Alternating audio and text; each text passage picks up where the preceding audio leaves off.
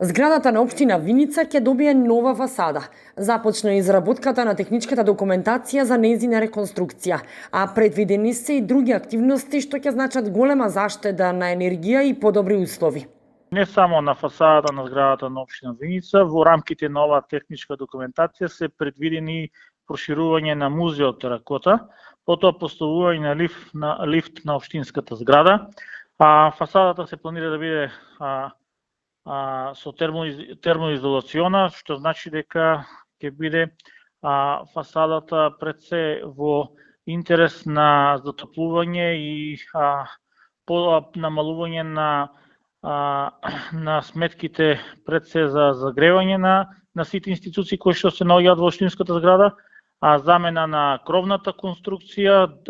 особено во делот над Домот на културата, кој што знаеме дека во моментот